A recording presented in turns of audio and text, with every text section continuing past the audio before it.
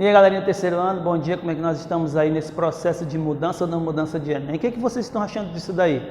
Vai valer a pena você alterar para 30, 60? Está valendo a pena? Mas tem um momento de a gente pensar nisso daí. Estamos num momento agora importante da Sociologia, estamos na aula 9. Temos como tema cultura, conhecimento e poder, mas especialmente a gente vai dar uma olhadinha numa coisa chamada cultura. Vamos imaginar, toda vez que se fala de cultura, a gente imagina que é aquele povo dançando, por exemplo, aqui no caso do Maranhão, dançando boi, dançando cacuriá, dentre outras coisas. Mas quando você fala de cultura, a gente tem que lembrar de 3 dimensões importantes. Essa cultura que faz parte de uma sociedade, tá? Seja ela qual for, está inserida ali dentro. Ela é individual e coletiva. Cada um tem a sua maneira, cada grupo tem a sua forma. E ela é material e simbólica.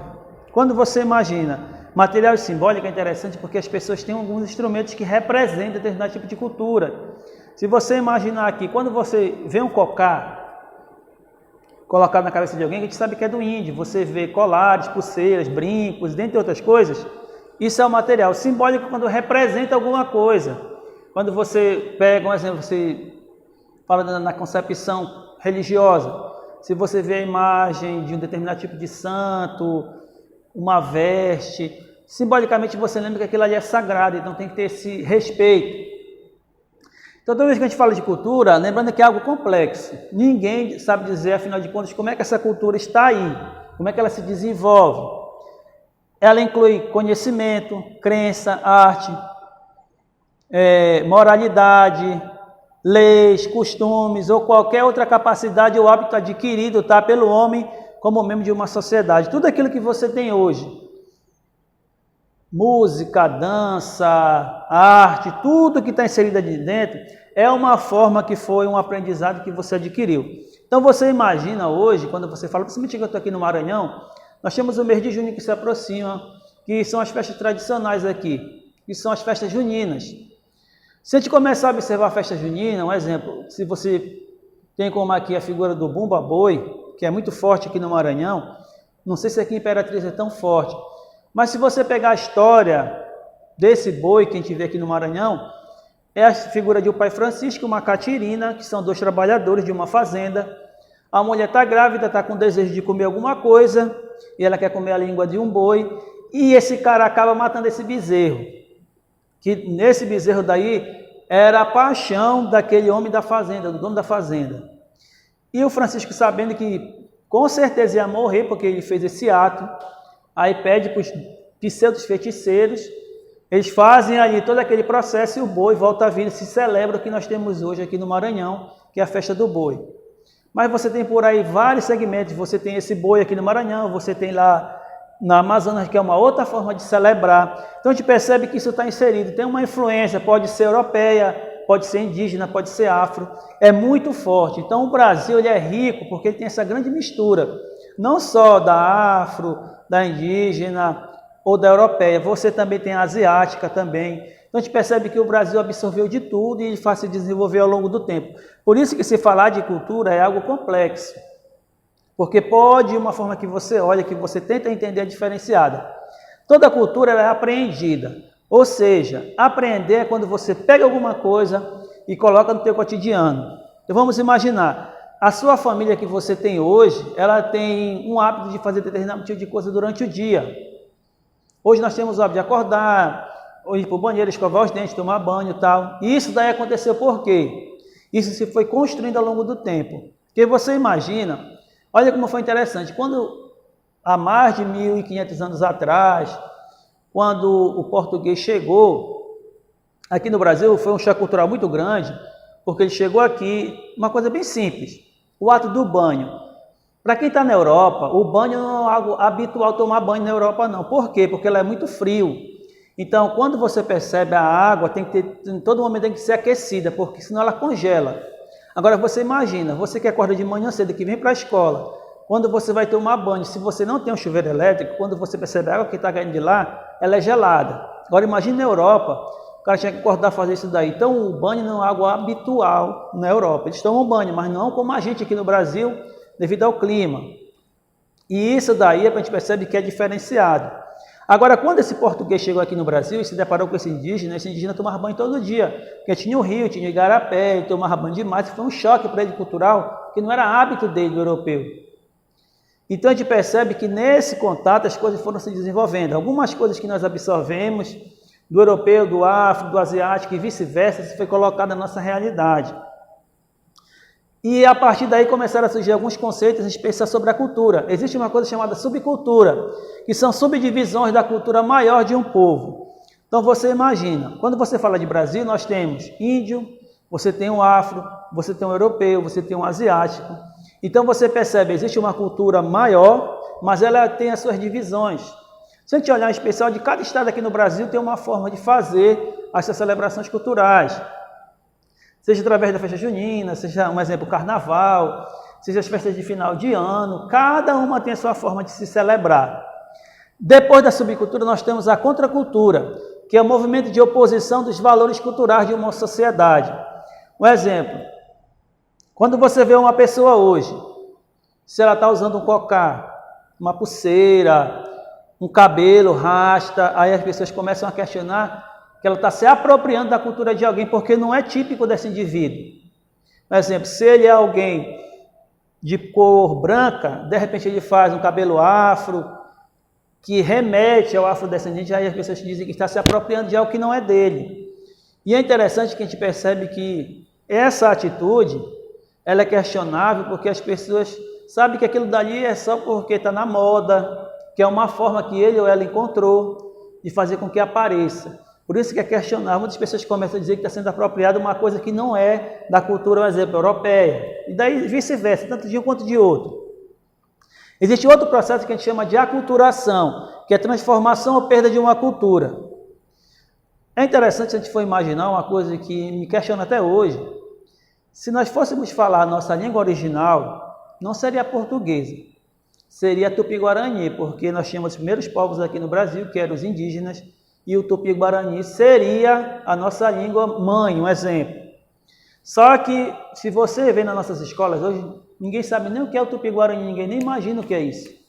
Ninguém sabe nem como se fala. Se você tem a oportunidade de visitar uma tribo indígena, quando você pegar os mais velhos principalmente, ele tem a forma dessa conversa, desse linguajar ainda é presente. Mas se esse mais velho morre, então vai desaparecendo. Então, existe algumas situações, algumas tribos indígenas que eles têm, dentro do processo educacional, o resgate, a sobrevivência dessa língua. Se você imaginar, latim, alguém fala latim, você só vai encontrar dentro da, por exemplo, ou na igreja católica, outras religiões que ainda seguram isso daí. Você tem o grego, você tem o latim, e não são línguas faladas na vida cotidiana. Então, você aprende dentro de uma universidade.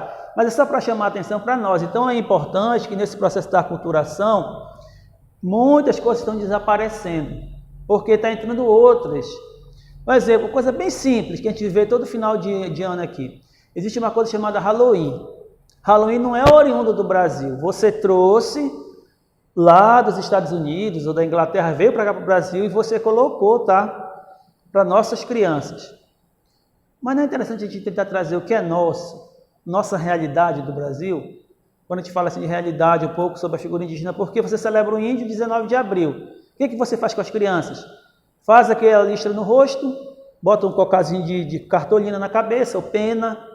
Será que isso daí é celebrar a memória ou cultura de alguém? Porque se a gente for ver, por exemplo, no Brasil nós tínhamos uma grande população indígena, mais de 6 milhões. Se você olha hoje, não chega nem a 200 mil. Ou seja, praticamente foi dizimada.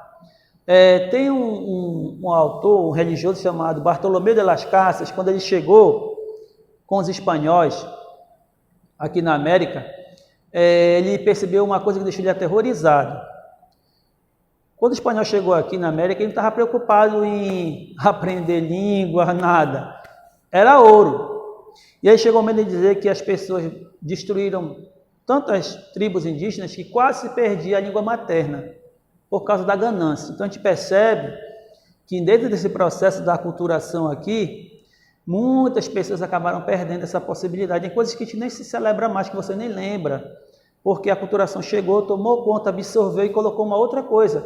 O exemplo que nós temos hoje é um exemplo pequeno, é o Halloween. Se você observar, ele não é nosso. Você trouxe porque é vendável, que vai estar dentro do processo da indústria cultural. Então você vende o chapeuzinho da bruxa, o nariz, a roupa, que é lucro. Então essa indústria cultural, olhando para essa cultura, ela fez o quê? Ela colocou a classe dominante, que apropria-se, tá? Através da razão, em especial na propaganda, dos ideais políticos e ideológicos. Então a indústria cultural nada mais é do que uma preocupação em, acima de tudo, financeiramente, implantar isso na nossa realidade. O maior exemplo que eu digo para vocês do Halloween, ele só está aí porque dá lucro. Se você imaginar uma coisa que eu acho interessante, carnaval. Você tem o carnaval no Brasil sempre março, fevereiro, abril, você tem esse período aí que vai alternando. Acabou o carnaval, aí você então chamou do carnaval fora de época. Que diacho de carnaval fora de época é esse? Se você observar, é só fim lucrativo.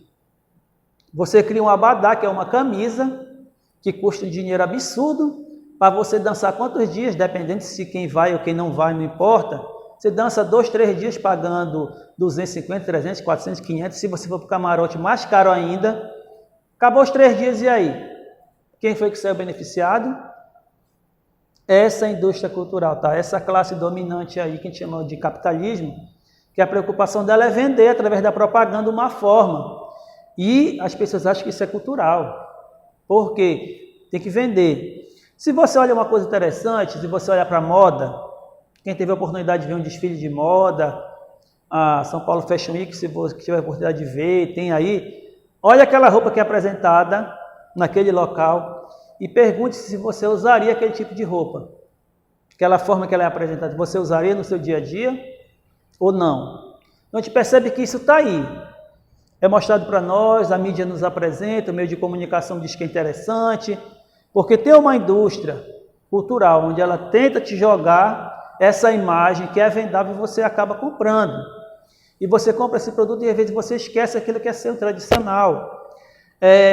Um exemplo, na minha infância, eu tive a oportunidade de jogar bola de gude, empinar papagaio, essas coisas todinhas.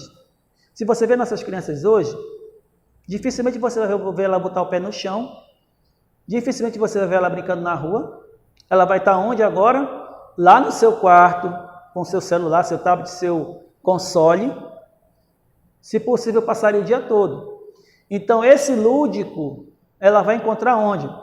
Na sala de aula em que professoras e professores vão trazer brinquedos da sua época, aquele tamanco de lata, carrinho de lata, coisas que existiam lá na infância, que nesse processo de aculturação foi desaparecendo.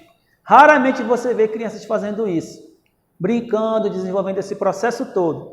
Então é importante que a gente perceba que dentro desse cultura, conhecimento e poder, essa cultura que a gente percebe como uma grande importância, a gente tem que se questionar o que a indústria cultural está fazendo com a nossa cultura, não só no Brasil, mas no mundo todo, especial para nós, principalmente com a nossa infância, porque você não vê mais as crianças brincando hoje. Às vezes você está no pátio de uma escola, se você perceber, algumas pessoas conversando, mas muitos estão com o celular na mão, vendo uma mensagem, passando um tempo. Tem alguns colégios que não permitem até o uso do celular, porque você entra em determinados colégios, o celular é guardado, só te entrega no final do horário, porque as pessoas precisam interagir cada vez mais.